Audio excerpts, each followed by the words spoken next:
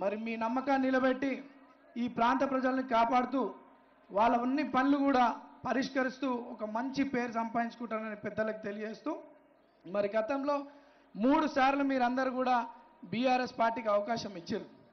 కానీ అభివృద్ధి జరిగిందా? ఏడనన్నా మనకు మర్యాద దక్కిందా? ఎప్పుడన్నా ఈ గల్లీలలో ఎమ్మెల్యే తిరిగిందా? నేను ఎన్నిసార్లు తిరిగినా? నన్ను చూసినాన్ని సార్లు ఏ లీడర్ని చూడకుండా వచ్చేయడ.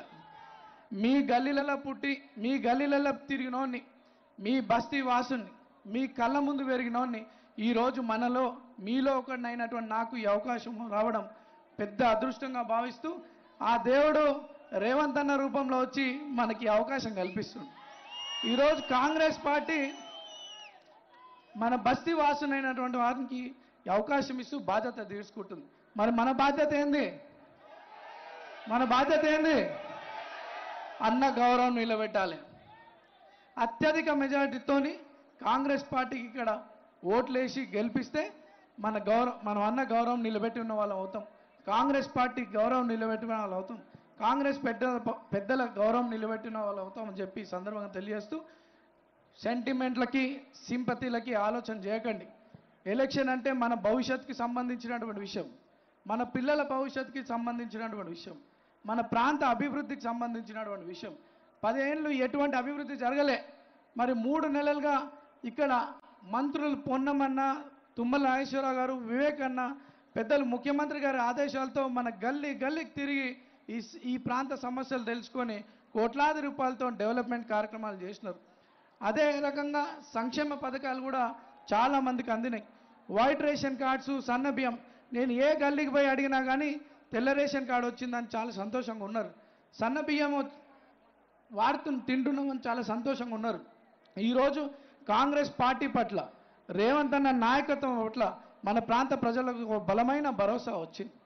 మన ప్రాంతం అభివృద్ధి చెందాలంటే కాంగ్రెస్ పార్టీకే ఓటేస్తామని చెప్పి నేను పాదయాత్రలు తిరుగుతుంటే ప్రతి ఒక్కరు అదే మాట చెప్తున్నారు. ఇప్పుడు బాధ్యత మీరందరూ కూడా బలంగా పనిచేసి కాంగ్రెస్ పార్టీని గెలిపించుకునే విధంగా మనం ముందుకు పోవాలి. మరి నేను ఏ రోజన్నా ఎవరినైనా ఒక చెంపదెబ్బ కొట్టినా, ఎవరినైనా బెదిరించినా, ఎవరైనా ఇల్లులు కడితే కూలగొట్టే ప్రయత్నం చేసినా, ₹1 వసూలు చేసినా, అందరు పేదోళ్ళకి అండగా నిలబడ్డం, మాతో చేతనైనంత సాయం చేసినాం. నేను ఏ రోజు తప్పుడు పనులు చేయలే.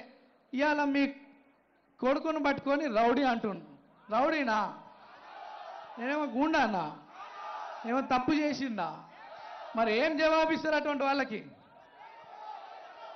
11 తారీఖు అత్యధిక ఓట్లేసి మీ తమ్ముడిని గెలిపించుకుంటే వాళ్ళకి జవాబు ఇచ్చిన వాళ్ళం అవుతాం. ఈ ప్రాంతం అభివృద్ధి కావాలంటే రేవంత్ అన్నను బలపరచాలి. మన భవిష్యత్తు బాగుండాలంటే కాంగ్రెస్ పార్టీని బలపరచాలి. ఈ ప్రాంతంలో అనేక సమస్యలు ఉన్నాయి.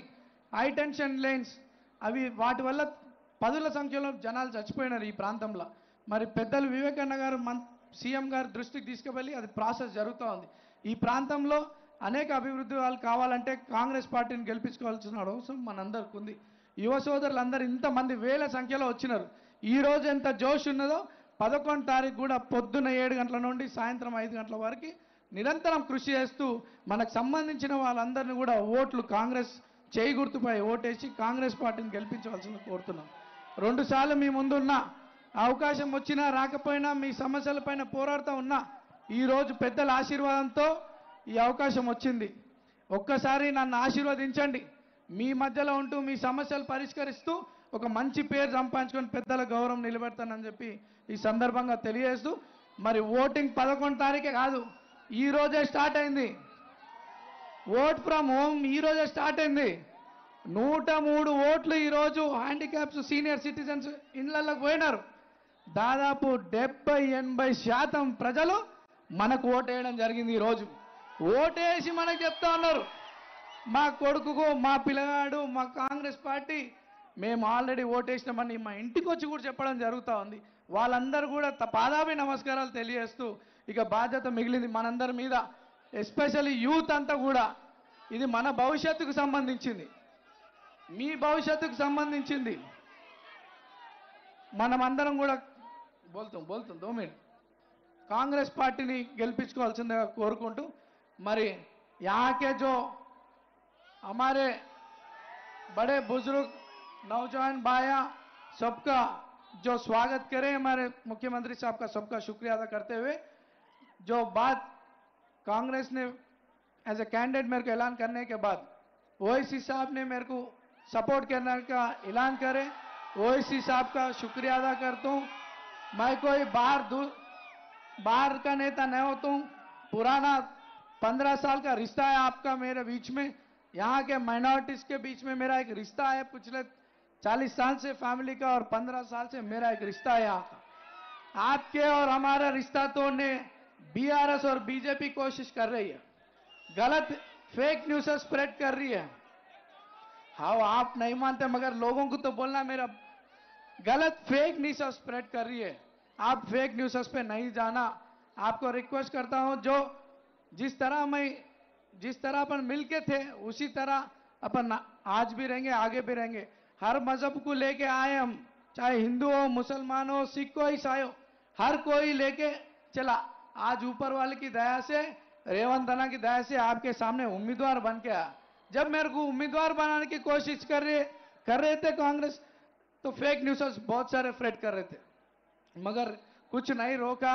इलेक्शन भी नहीं रोकूंगा। आप लोगों की दुआ से आप लोगों की आशीर्वाद से कांग्रेस पार्टी